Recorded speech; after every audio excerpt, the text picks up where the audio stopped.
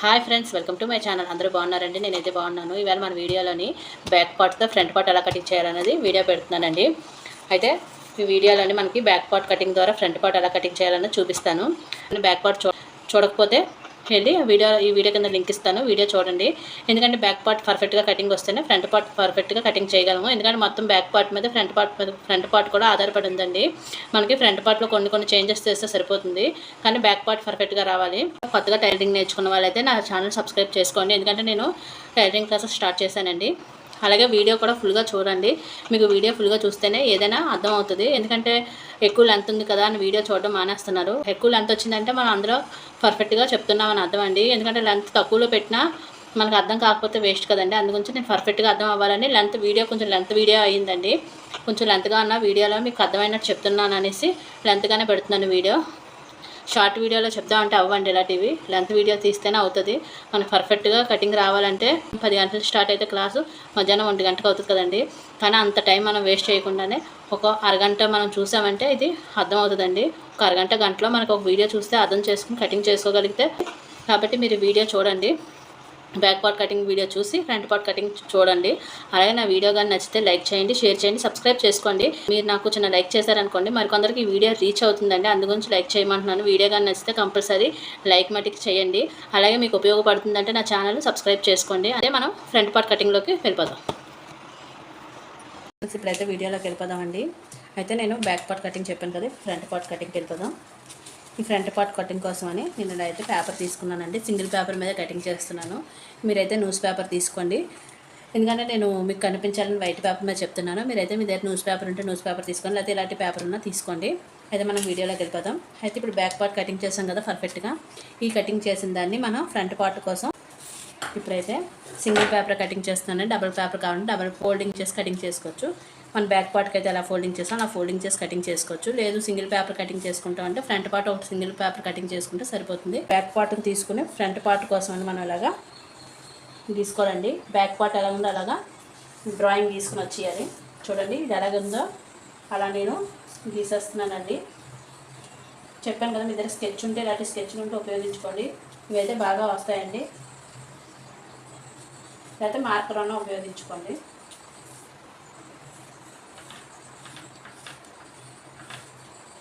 ఇలాగా మొత్తం back part ఎలా ఉందో అలా గీసేసుకోండి. గీసుకున్న తర్వాత మనం ఖర్చు దగ్గర కూడా పెట్టేసుకోవాలి. ఇలాగా ఖర్చు గీసుకోవాలి. ముందైతే ఖర్చు దగ్గర లైన్ గీసేస్తానండి. ఇది ఖర్చు అని తెలియడానికి కోసం. చూస్తారు కదా మనకు బ్యాక్ పార్ట్ ఎలా ఉందో అలా గీసేసుకున్నాం కదా. ఇలా గీసుకున్న తర్వాత బ్లౌజులు ఎంత ఉన్నా పర్లేదు, కానీ 2 ఇంచెస్ తగ్గించుకోవాలండి. ఏ సైజు బ్లౌజ్కైనా 2 ఇంచెస్ ఫ్రంట్ తగ్గించాలి బ్యాక్ కన్నా. చూడండి ఇక్కడ కిందన తగ్గించుకోవాలండి. 2 ఇంచెస్ తీసేయాలండి. ఈ 2 ఇంచెస్ని ఇలాగా లైన్ గీసుకోవాలి. అలాగా కట్ చేసాకండి ఇలా లైన్ గీసుకుని ఇప్పుడు మనకి బ్లౌజ్లో చెస్ట్ లూజ్ ఎంత వచ్చిందో చూసుకోవాలి. అంటే ఫ్రంట్ పార్ట్ చెస్ట్ పొడవు ఎంత ఉందో చూసుకోవాలండి. దానికోసం నేను ఆది బ్లౌజ్ తీసుకున్నాను. ఈ ఆది బ్లౌజ్ తీసుకుని చూడండి మనకి ఇలాగా ఈ మెయిన్ డాట్ ఉంది కదా, ఈ భుజం దగ్గర చూసారు కదా, ఈ భుజం కుట్టు దగ్గర నుంచి ఈ మెయిన్ డాట్ వరకు ఎంత ఉందో చూసుకోవాలి.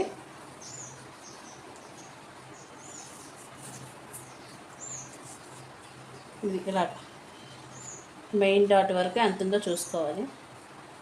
నాకైతే కరెక్ట్గా 13.5 వచ్చిందండి, ఖర్చులు కాకుండా. చూసారా, అస్సలు సాగదీయకండి. మరీ ఎక్కువ సాగదీసిస్తే మనకు ఫ్రంట్ పార్ట్ లూజ్ వచ్చేస్తుంది. మన ఆది బ్లౌజ్ ఎలా ఉందో అలా తీసుకుని లోపల వైపు తీసుకుని ఇలా మన భుజం కుట్టు దగ్గర నుంచి ఈ కింద డాట్ కుట్టు వరకు ఎంత ఉందో చూసుకోవాలండి కరెక్ట్గా.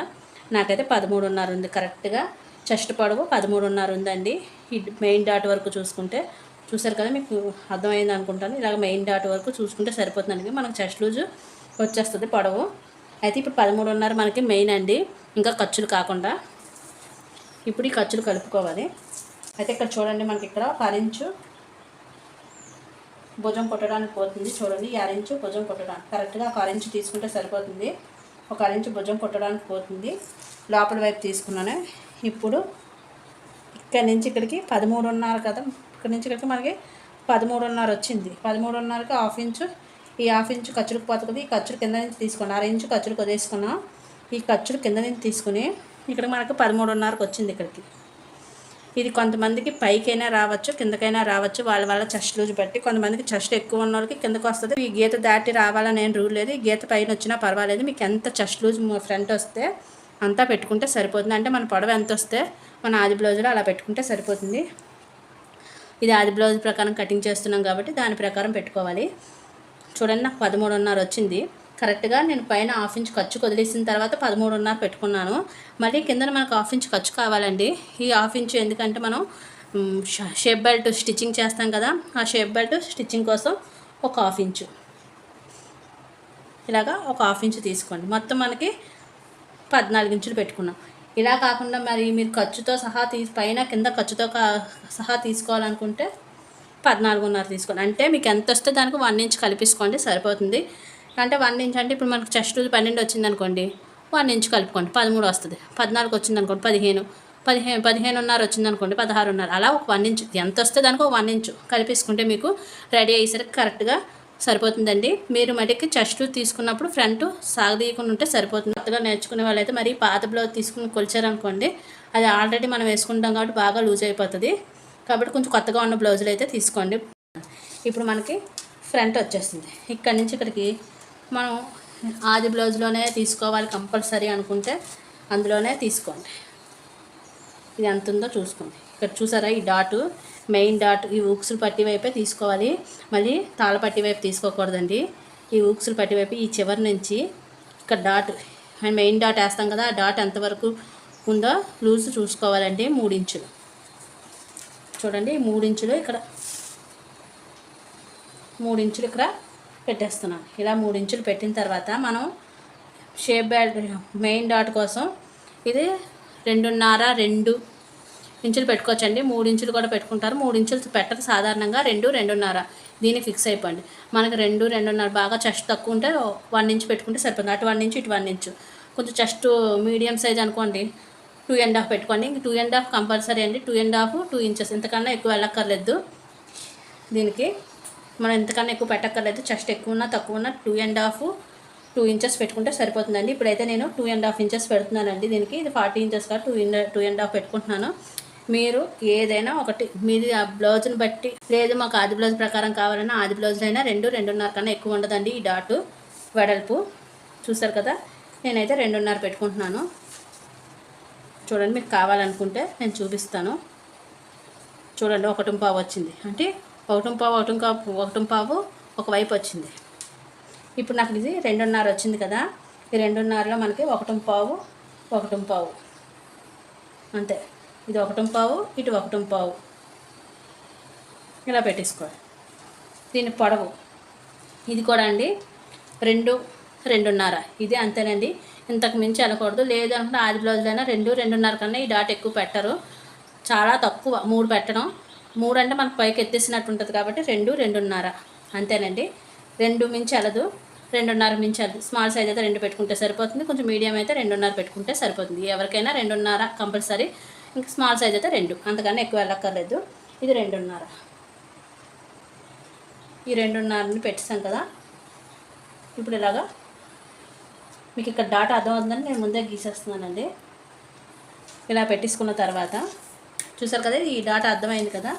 ఇప్పుడు మనకి ఫ్రంట్ నెక్, నేను ఫ్రంట్ నెక్ ఆది బ్లౌజ్ బట్టి పెట్టుకోవాలనుకుంటే పెట్టుకోండి, లేదు అనుకుంటే మీకు ఆది బ్లౌజ్ ప్రకారంగా చూపిస్తున్నాం కదా దాని ప్రకారమే పెడతానండి.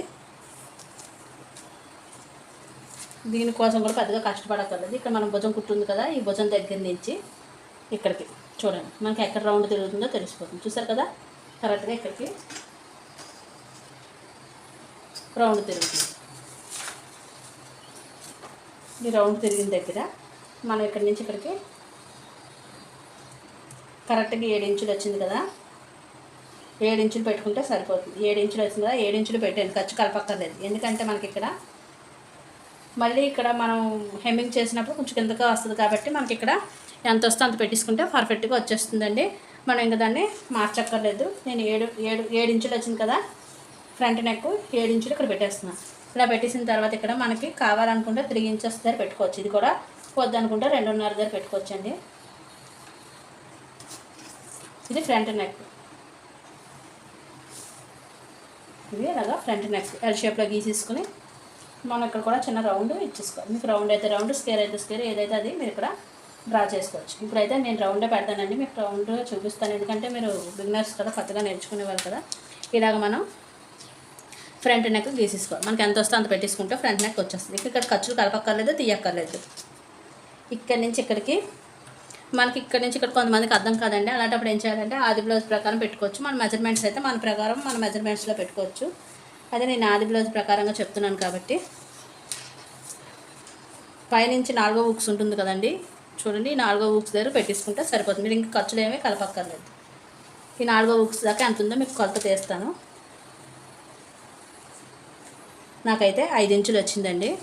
చూడండి, పైనుంచి కిందకి 4వ హుక్స్ దాకా ఎంత వచ్చిందో చూసుకుంటే సరిపోతుంది. 5 ఇంచులు మనం ఇది ఖర్చు కలపకుండా పెట్టేసుకుంటే సరిపోతుందండి. ఈ 5 ఇంచులని ఇలాగా 5 ఇంచులు. ఇంకా మనం దీనికి షేప్ బెల్ట్ కలుపుతాం కదా, ఇప్పుడు 5 ఇంచుల దగ్గర ఇలా గీసేసుకున్నాం. చూడండి, కరెక్ట్గా 5 ఇంచులు ఉక్సులు పట్టీ కోసం ఇలా గీసేసుకున్న తర్వాత మనం మెయిన్ డాట్ పెట్టుకున్నాం కదా, ఈ మెయిన్ డాట్ దగ్గర నుంచి ఇలాగ చూడండి, చూసారు కదా, ఈ 5 ఇంచుల దగ్గరికి ఇలాగా రౌండ్ ఇచ్చుకుంటే సరిపోతుందండి.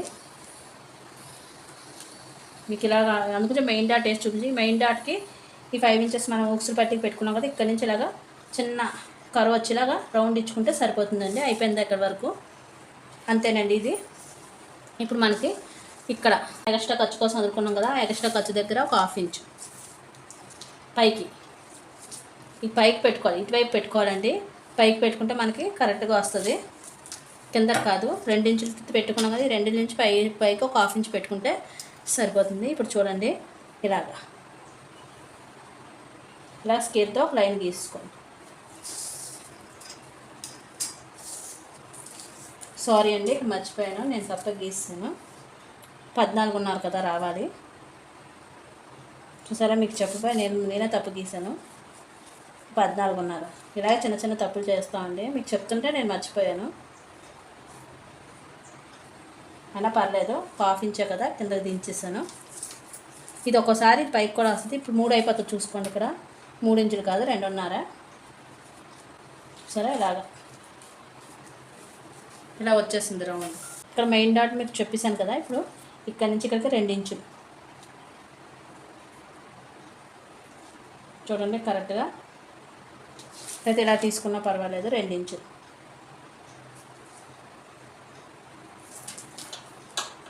ఈ 2 ఇంచుల దగ్గరికి ఇది కూడా 2.5 ఉండేలా చూసుకోండి. ఇలాగా ఒక లైన్ గీసుకోండి. ఇది ఒక 6 ఇంచు ఉంటే సరిపోతుంది. ఇలాగా మనం గీసుకుంటే సరిపోతుంది.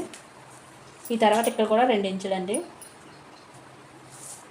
ఇలాగ క్రాస్గా పెట్టుకోవాలి. దీనికి క్రాస్గా ఇలా 2 ఇంచులు పెట్టుకోవాలి. దీనికి ఇది ఇలా 2 ఇంచులు పెట్టుకోవాలి.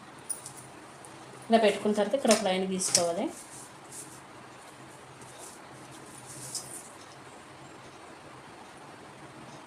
చూడండి, దీనికి ఎదురుగుండా పెట్టాలి.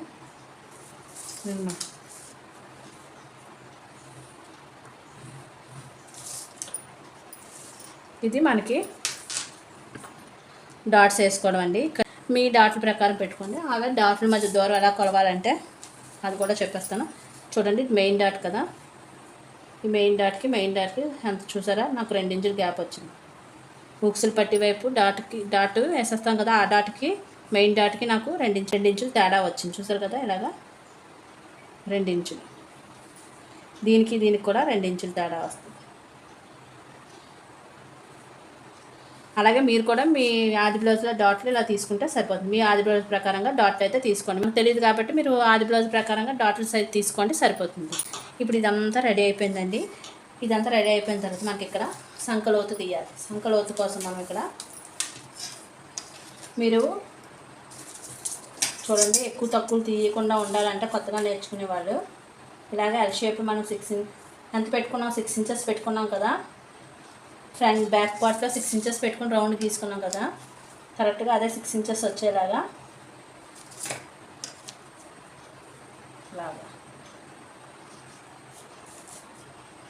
ఇలాగా గీసుకుని ఇక్కడ చూడండి, నేను ఇక్కడ 1.5 తేడా పెట్టాను కదా, 1 ఇంచ్ పెట్టుకోవాలి లోపల వైపుకి.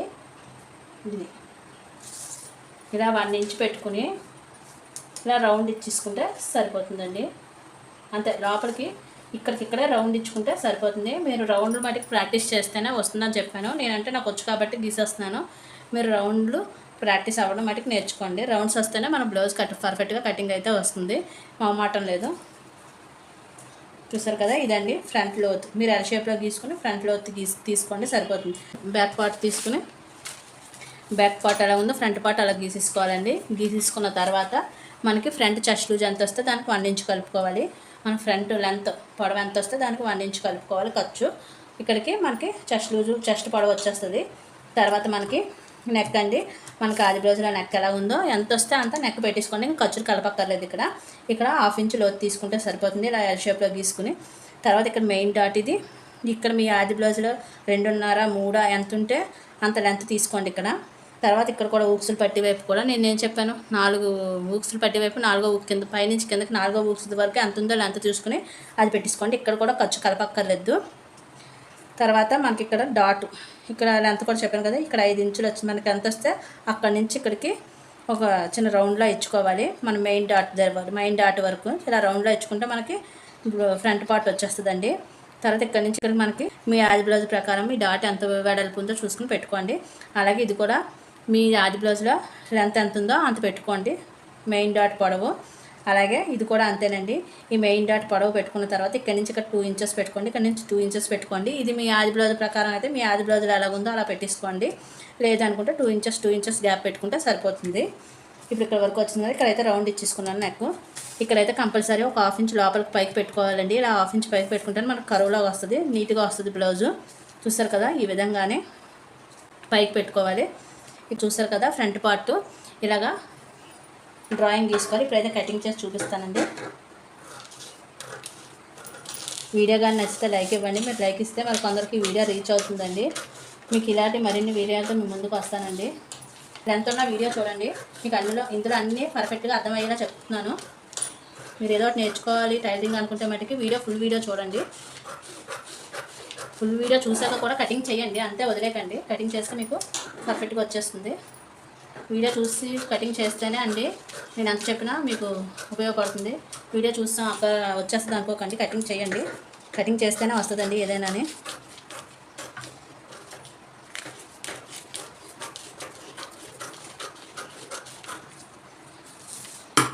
చూసారు కదా ఫ్రంట్ పార్ట్ కటింగ్ చూసారు కదా, ఇలాగా ఫ్రంట్ పార్ట్ అయితే కటింగ్ చేశాను. మీకు షేప్ బెల్ట్ గురించి కూడా నెక్స్ట్ వీడియోలో చెప్తానండి. ఈ వీడియోలో చెప్పను, లెంత్ ఎక్కువైపోతుంది. నెక్స్ట్ వీడియోలో హ్యాండ్స్ షేప్ బెల్ట్ ఎలా కటింగ్ చేయాలో నెక్స్ట్ వీడియోలో చెప్తానండి.